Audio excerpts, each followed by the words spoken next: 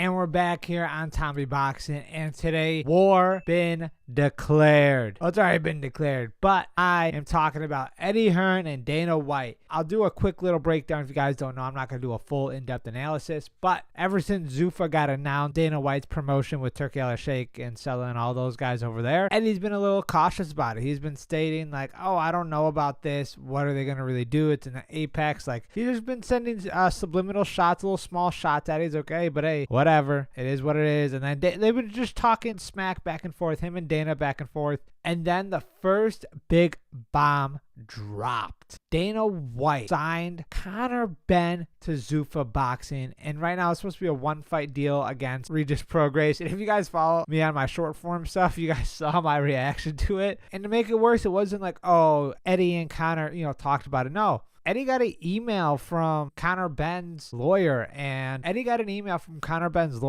was like, yeah, this is happening. There was no like actual negotiations. It was such a big blindside. Didn't give him time or anything. And after everything Eddie did for Conor, during his suspension, loaned him money, took all the battles on Talk Sport and everything like that, like defending Conor for failing the drug test after 2 years and all of that, and getting him the fight with Chris Eubank Jr. for him just to turn around and be like, I'm out of here. No phone call, no nothing, just doing interviews and only answering some questions on Conor's side. So you can kind of see where Conor's intentions were, which is really surprising. I thought he was a little more of a respectable, loyal type of guy, but hey, it is the fight business, so you can't be too upset. But I mean, I also understand where Eddie was coming from, getting really close to someone like that. So it's hard. Now we fast forward to, ladies and gentlemen, we have Tom Aspinall has signed with Eddie Hearn. We'll get a little more into what this exactly means, but just face value. Talk about a shot back at Dana. He said, you're taking my guy? Well, I'm taking yours. He signed the UFC heavyweight champ. Are you kidding me? The baddest of the bad. Way to shoot back. He's like, you could have Conor fight Regis fucking Prograis. You could have him in your weird setup Tyson Fury card with honestly some really awful decal. I'm not going to lie. If you guys seen it on Instagram, I'll actually pull it up. I just want you guys to look at this. This looks like I made it. Color-wise, like the main picture with Fury and Makhdoom, I'm not even going to try.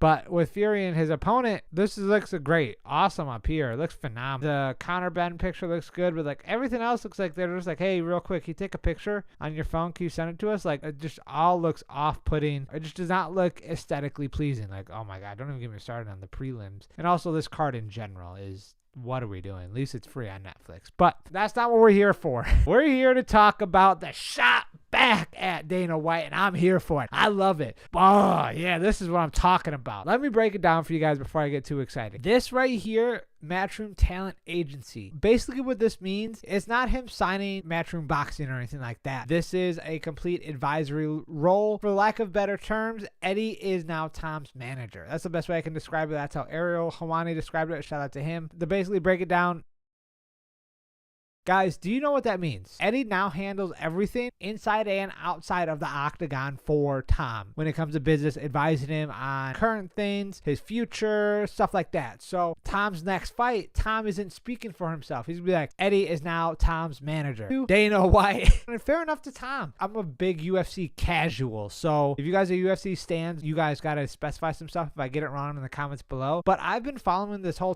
Tom Aspinall drama since the whole John Jones fight got made. I've focused on Tom a lot with the drama and him getting pulled off for like a year, basically a year and a half of not being able to fight because the negotiations with John. That wasn't Dana's fight entirely. That was more of John pulling everyone's leg. And Dana did make it right, made him the champion. He tried to make it right, and then we got the fight with Cyril Gane. Then the eye poke thing happened. What was even more controversial was how Dana responded. He's like, oh yeah, Tom didn't want to continue. He couldn't see. He was just like dissing him for getting gouged in both of his eyeballs. He's had several surgeries and operations on his eyeballs just in general for him to see again or something like that. I understand why Tom did this. This is him saying like, hey, I've been cool, calm, and collected and respectful the whole time, but you just kept dragging me through the mud after all this time, and you want to try to degrade your UFC heavyweight champion? All right, buddy. Talk to Eddie with my next fight then. I didn't know this, but again, because of the Ariel Helwani show, they informed me that it's like the Wild West is how Ariel framed it. Was typically you have to go through certain statures and ways of motion. It's that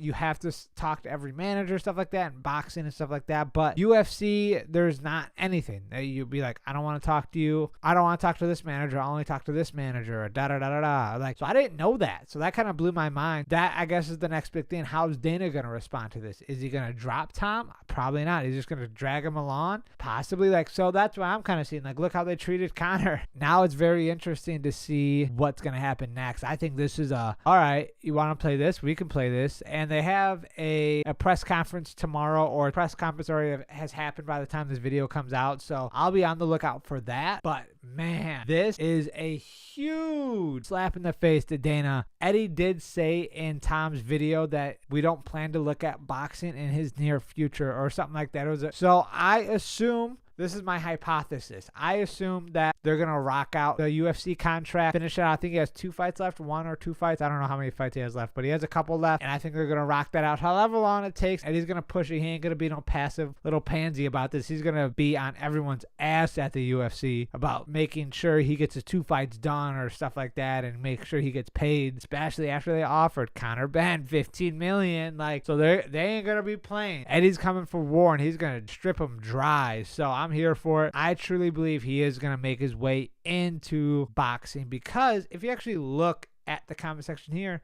look who's commented. Meatball Molly McCann. I've actually been following Molly McCann's boxing career since it started, and she comes from UFC, finishes her contract, moves on. Eddie signed her and has been putting her on a route to become a proper boxer. And she's doing great, by the way. I think she had 3 or 4 fights. She's fighting again April 18th. Super duper active. Like, she's just constantly in camp.